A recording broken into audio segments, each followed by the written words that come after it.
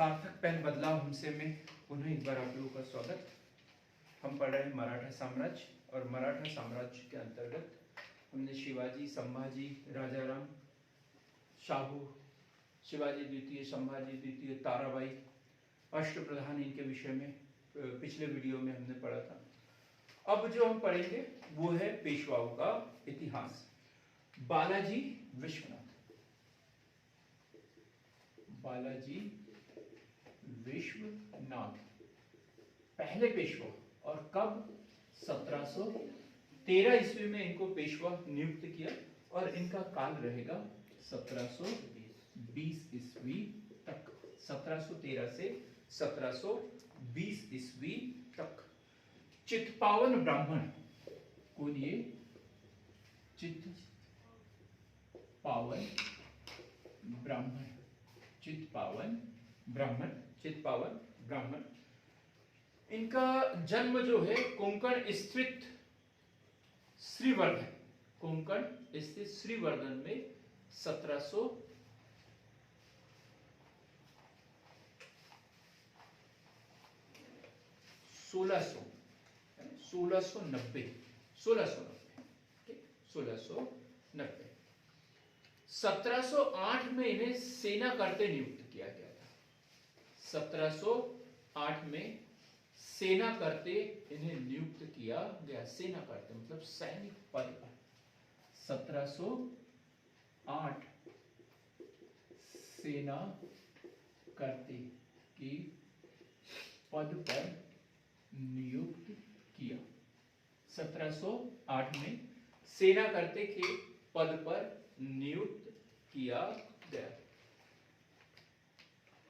पहले पेशवा, पहले पेशवा, क्या इससे पहले पेशवा पद नहीं था?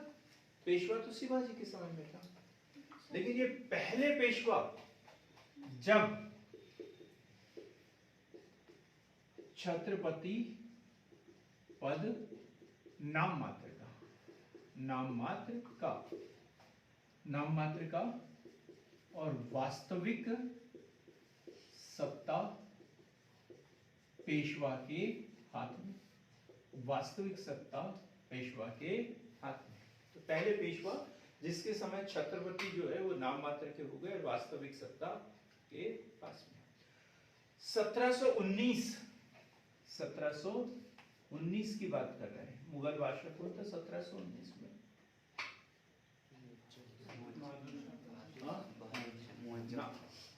मुअज्जम बहादुर शाह। तो 1707 से 1719 तक। 1719 में बनेंगे फर्रुखसियर। कौन बनेंगे? फर्रुखसियर। तो 1719 में विश्वनाथ जी ने सैयद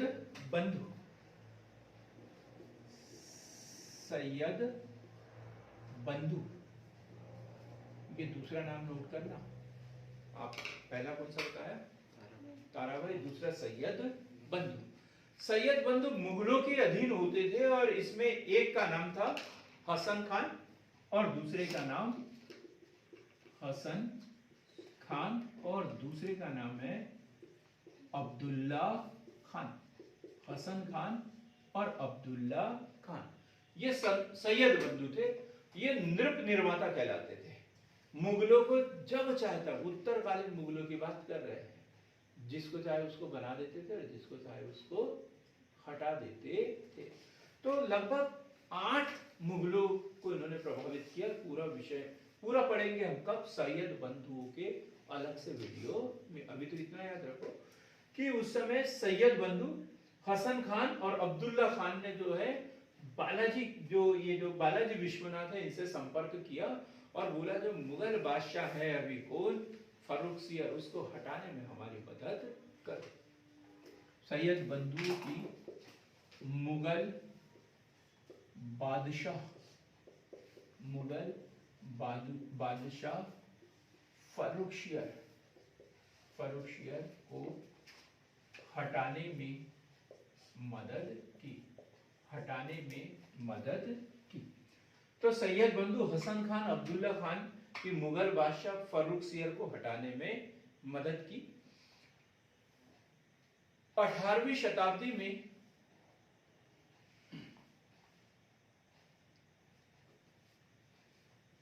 नृप निर्माता सैयद बंधुओं से 1714 ईस्वी में संधि की थी। पहली संधि कब हुई थी? 1714 में जो संधि हुई थी, किसके साथ में? सैयद बंधुओं के साथ। इसे मराठा साम्राज्य का मैग्ना कार्टा कहते हैं, ये भी याद रखना है। मराठा साम्राज्य का मैग्ना कार्टा मतलब पेशवा बालाजी विश्वनाथ और सैयद बंधुओं के बीच में जो 1714 ईस्वी में जो संधि हुई, इसे मराठा इतिहास का मैग्ना कार्टा कहते हैं। एक हमने पढ़ा मराठा स्वतंत्रता संग्राम, कब से कब तक? 1689 से 1707 तक। और ये क्या है? मैग्ना कार्टा 1714 ईस्वी। अब हम देखेंगे ये मैग्ना कार्टा जो है, इसकी शर्तें क्या थी। शर्तें क्या क्या थी मराठा साम्राज्य का मैग्ना कार्टा? तो इसकी शर्तें थी, शिवाजी के समय में जितने किले शिवाजी ने जीते थे वो मराठों को वापस देना होगा। मिला ना? जो उसने पहले 23 किले जो दिए थे, अब जाके उनको वापस मिले। जो शक्तिशाली शासक था औरंगजेब, तो उसने छीन लिया। लड़के कमजोर थे, उन्होंने लौटा दिया। ठीक। तो शिवाजी के समय में जितने किले शिवाजी ने जीते थे वो मराठों को वापस देना होगा, पहली शर्त। दूसरी, दक्कन में खानदेश, बरार, गोंडवाना, हैदराबाद, कर्नाटक, कौन कौन से? खानदेश, बरार, गोंडवाना और कर्नाटक। ये जो प्रांत जीते हैं, खानदेश, बरार, गोंडवाना, कर्नाटक, हैदराबाद, चौथ वसूली का अधिकार भी दे दिया। चौथ वसूली का अधिकार। पहले तो क्या किया उन्होंने कि शिवाजी द्वारा जीते गए किले वापस दे दिए। और दूसरा, खानदेश, बरार, गोंडवाना, कर्नाटक, हैदराबाद में उन्हें चौथ वसूल करने का भी अधिकार दे दिया। बदले में मुगलों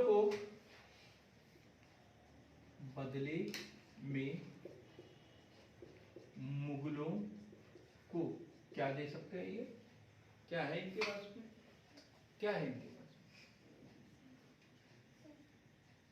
घुड़सवार। क्या है?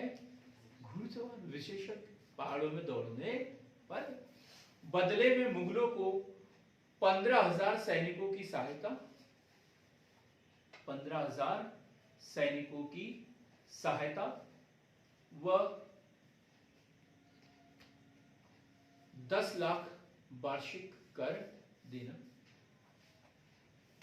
बदले में मुगलों को 15,000 घुड़सवारों की सैनिक सहायता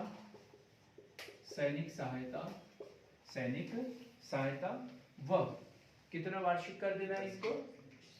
10 लाख वार्षिक कर देना। 10 लाख वार्षिक कर देना। 10 लाख वार्षिक कर देना। ये शर्तें इनके साथ में हुई। 1720 ईस्वी में बालाजी विश्वनाथ की मृत्यु। बालाजी विश्वनाथ की मृत्यु। और इन्होंने अपने जीवन काल में ही बाजीराव प्रथम को पेशवा नियुक्त कर दिया। बाजीराव प्रथम को पेशवा नियुक्त कर दिया। आप देखो, छत्रपति होना चाहिए, राजा होता है बेटा का बेटा, बेटा का बेटा, है ना? लेकिन यहाँ मंत्री को उन्होंने बोल दिया कि मंत्री का बेटा मंत्री बनेगा, तो अब सर्वे सर्वा कौन हो गया? मंत्री हुआ ना। तो इसके समय में एक तो ये भी हुआ, और दूसरा काम इन्होंने पेशवा पद को क्या कर दिया? वंशानुगत कर दिया। बालाजी विश्वनाथ ने पेशवा पद को वंशानुगत कर दिया। बालाजी विश्वनाथ ने पेशवा पद को वंशानुगत कर दिया। यह पेशवा पद जो है पैतृक हो गया।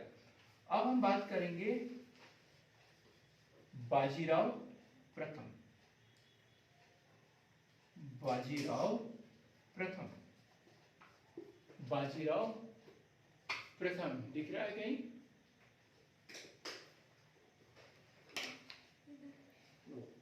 पानी गिर गया उसके ऊपर, कोई बात नहीं, नहला देंगे। बाजीराव प्रथम 1720 से 1740, 1720 से 1740। मुगलों के बारे में एक कथन बार बार एग्जाम में पूछा जाता है। मुगलों के बारे में, मुगलों के लिए कथन बोला था इसने। मुगल क्या है? एक सड़ा हुआ वृक्ष है, इसलिए डालियों पर वार करने की जरूरत नहीं है, इसके तने पर वार करना है, जड़ों पर वार करना है। डालियां तो अपने आप ही गिर जाएगी। ये खोखला वृक्ष है, इसलिए डालियों को अलग अलग छाटने की जरूरत नहीं है, तना ही काट दो, काम खत्म।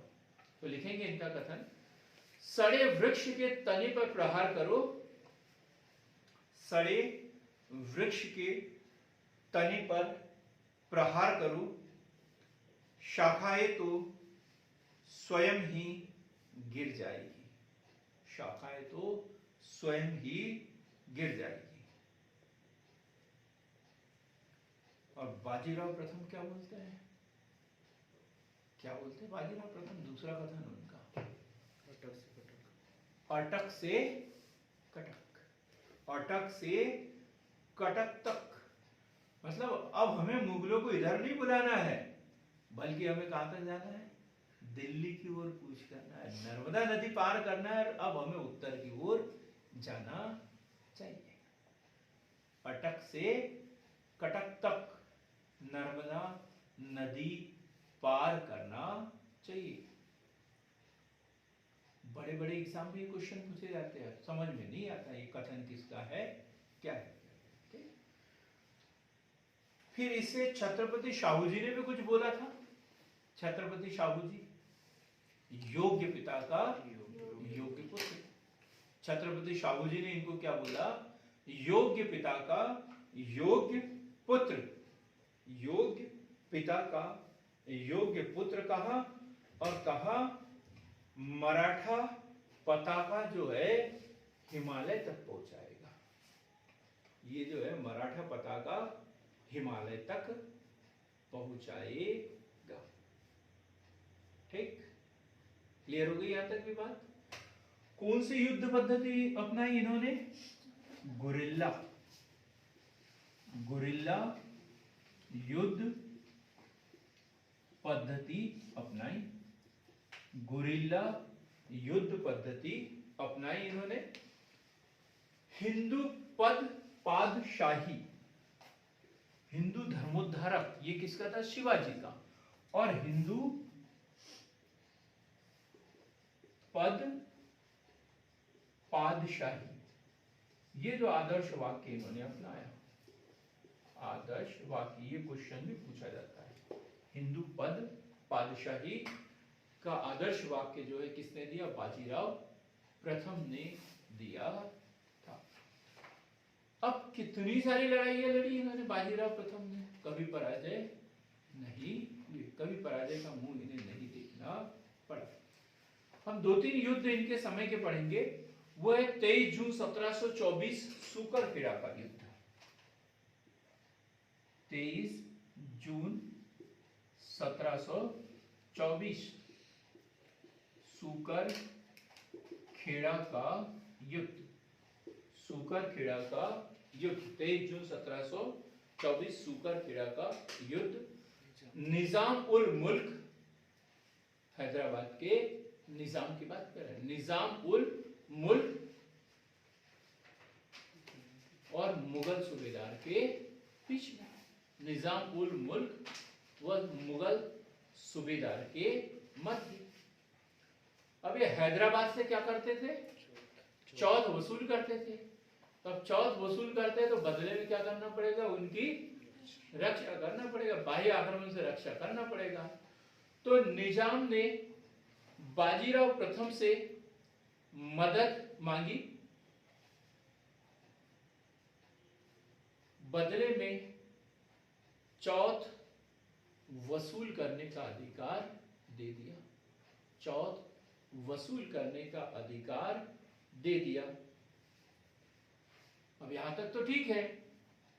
अब इन्होंने मदद भी की, मुगल वहां से पीछे भी हट गए, और जैसे मुगल पीछे हटे निजाम भी पीछे हट गया। उन्होंने बोला कोई चौथ हो तो नहीं, खाने के वांदे पड़े, कहां की चौथ दे तुम्हें, खुद का पेट भरेंगे, तुम्हारे पेट भरते रहे, तुम तो बचपन से डाकुओं की तरह भूमिका में हो, लूट मार करना तुम्हारा काम है, हम नहीं देंगे, और ले जो भी लेना है वो किससे लो?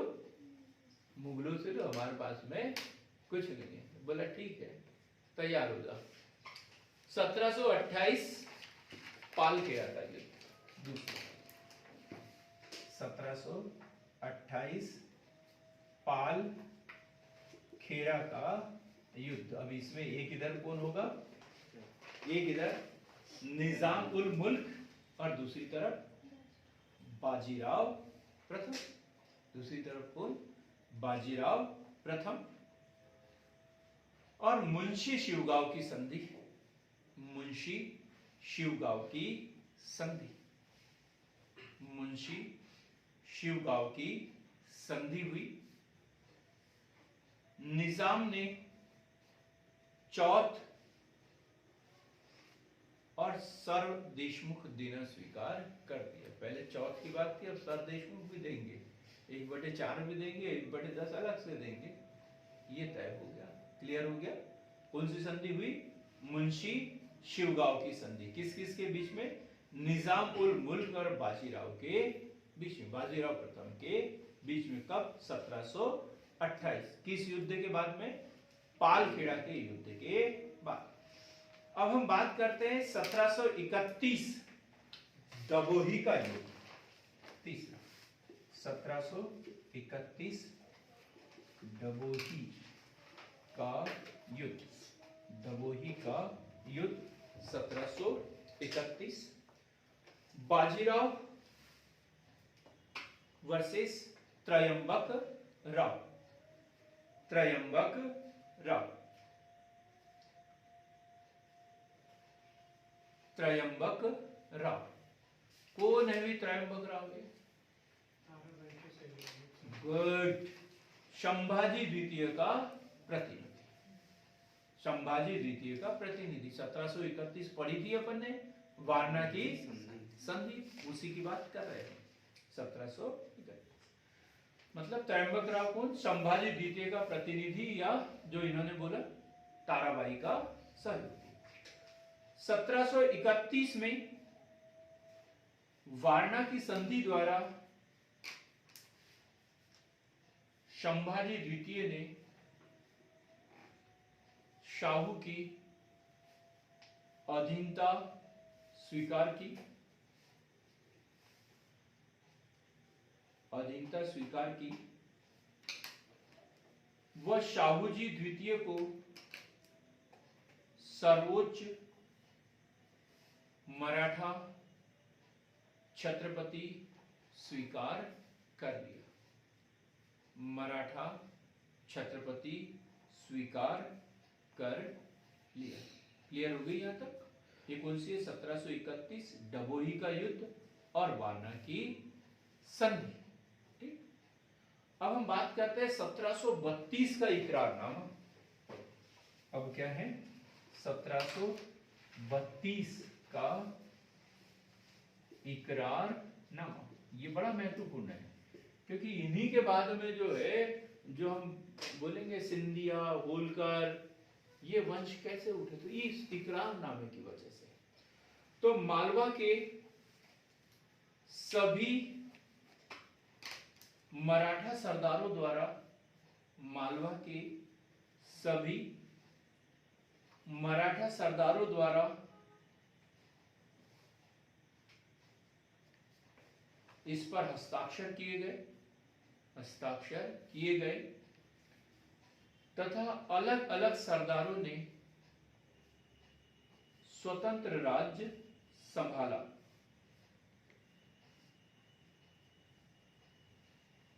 तो उज्जैन, सबसे पहले उज्जैन, ये क्वेश्चन इंपॉर्टेंट है, ये चारों लाइन। तो ये चार जो इकरारनामे हैं, एक उज्जैन, उज्जैन में कौन, राणोजी सिंधिया, राणोजी सिंधिया, और बाद में कौन, उसके बाद में कौन संभालेंगे, राणोजी सिंधिया के बाद में महतजी सिंधिया, महतजी सिंधिया, बड़ा नाम है ये, सिंधिया परिवार, महतजी सिंधिया, राणोजी सिंधिया, और फिर ये ग्वालियर लेकर आ जाएंगे महतजी सिंधिया। फिर है इंदौर, इंदौर में कौन, मल्हार राव होलकर, मल्हार राव होलकर, इंदौर में मल्हार राव होलकर। बड़ौदा में गायकवाड़, बड़ौदा में गायकवाड़, बड़ौदा में गायकवाड़, और नागपुर में, नागपुर में भोसले। शिवाजी किस वंश के थे, भोसले, कौन थे, भोसले। तो याद रखना है, ये जो 1732 का जो इकरारनामा हुआ, और इसमें ये बोला कि ये सब अलग अलग सरदारों के रूप में शासन करेंगे, लेकिन ये छत्रपति के अधीन होंगे, और इस पर सर्वे सर्वा कौन होगा, पेशवा, पेशवा के अधीन ये लोग शासन करेंगे। तो उज्जैन में राणोजी सिंधिया, इंदौर में मल्हार राव होलकर, बड़ौदा में गायकवाड़, और नागपुर में भोसले, ये इकरारनामा। अब हम बात करते हैं बाजीराव प्रथम की विशेषताएं क्या थी, क्यों वो इतना योग्य साबित हुआ। लड़ाकू पेशवा, शिवाजी के जैसे लड़ाकू पेशवा, गुरिल्ला युद्ध पद्धति का प्रणेता, गुरिल्ला युद्ध पद्धति उनके द्वारा अपनाई। कुल 41 युद्ध लड़े अपने जीवन काल में, कितने, 41, लेकिन कभी उनकी पराजय नहीं हुई, कभी उनकी पराजय नहीं हुई। अब हम तीसरे पेशवा की बात कर रहे हैं इसके बाद में। तीसरे पेशवा कौन, इसके बाद में बालाजी बाजीराव।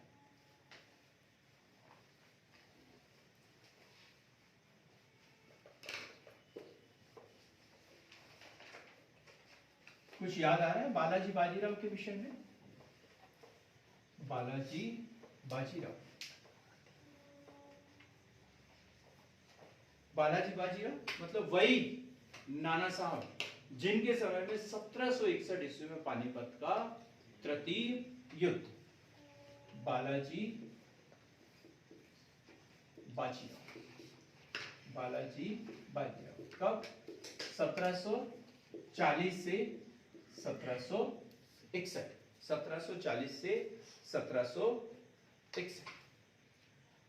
1750 ईस्वी में इनके समय की महत्वपूर्ण घटनाएं हम पढ़ेंगे। 1750 संगोली, ये क्वेश्चन पूछा जाता है, संगोली की संधि, संगोली या संगोला की संधि, 1750 संगोला की संधि। पेशवा को सर्वोच्च अधिकार दे दिए गए, जबकि छत्रपति नाम मात्र का रह गया, छत्रपति नाम मात्र का रह गया। हम बात करते हैं 1759 ईस्वी की एक घटना, 1759 क्या हुआ इसमें? शाहू जी की मृत्यु 1759, शाहू जी की मृत्यु, शाहू जी की मृत्यु। ताराबाई के पोते रामराज को, ताराबाई के पोते रामराज मतलब शिवाजी द्वितीय का पुत्र। ताराबाई के दो पुत्र थे, संभाजी द्वितीय और शिवाजी द्वितीय। तो ये जो शिवाजी द्वितीय और संभाजी द्वितीय, तो ये जो पुत्र है संभाजी द्वितीय का पुत्र है, संभाजी द्वितीय का पुत्र। तो ताराबाई के पोते रामराज को छत्रपति बना दिया गया। इसे शाहू जी ने अपना उत्तराधिकारी घोषित कर दिया, उत्तराधिकारी घोषित कर दिया। अब तीसरी घटना है इनके समय 1761, 1761 ईस्वी, पानीपत का तृतीय युद्ध, पानीपत का तृतीय युद्ध, पानीपत का तृतीय युद्ध